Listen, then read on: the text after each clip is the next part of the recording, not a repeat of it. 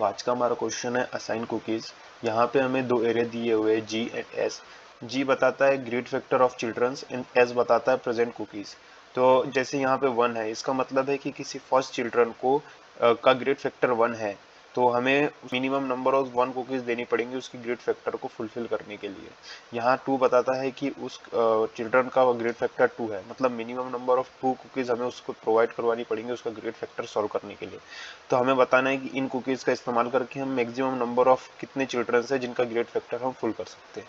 तो ये हमारे पास एक एग्जांपल दिया हुआ है जिसमें कि हमें ग्रेड फैक्टर दिए हुए है और कुकीज दी हुई है। तो ये अनसॉर्टेड ऑर्डर में है, तो हम इसको पहले सॉर्ट कर देते हैं। तो ये हो जाएगा 1 2 2 3 एंड 5 एंड ये हो जाएगा 1 2 3 एंड 4। सो इसको हमने सॉर्ट इसलिए किया है ताकि जो सबसे छोटी कुकीज है वो हम उस चिल्ड्रन को दे पाए जिसका ग्रेड फैक्टर सबसे छोटा है, और सबसे बड़ी कुकीज हम उसको दे पाए जिसका ग्रेड फैक्टर सबसे बड़ा है। तो इसका ग्रेड फैक्टर 1 है, तो इसको हम ये 1 कुकीज दे देते हैं, तो ये हमारी कुकी खत्म हो गई और इसका ग्रेड फैक्टर सॉल्व हो गया।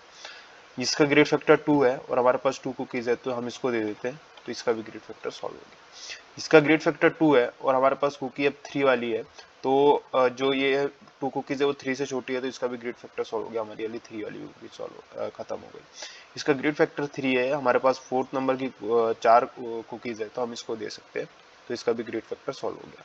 तो हमारे पास टोटल नंबर ऑफ चिल्ड्रंस कितने हो गए जिनका ग्रेड फैक्टर सॉल्व हो गया, वह है 4।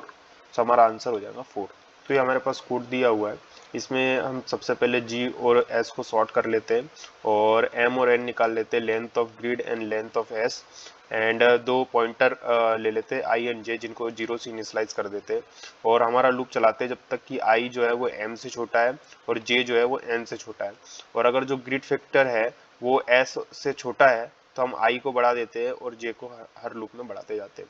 तो जो लास्ट चिल्ड्रन होगा जहाँ पे हम जिसकी हम ग्रेड फैक्टर सॉल्व कर पाएंगे वो पॉइंटर आई पे होगा। मतलब अगर हमारे पास 1 2 3 4 5 ये चिल्ड्रंस के ग्रेड फैक्टर है और हमारा लास्ट जो चिल्ड्रन जिसकी ग्रेड फैक्टर फुलफिल हो गई वो यहाँ आ रहा है, तो हमें यही इंडेक्स रिटर्न कर देना, इतने हम चिल्ड्रंस की ग्रेड फैक्टर सॉल्व कर पाएंगे, तो हम लास्ट में आई को रिटर्न कर देते हैं।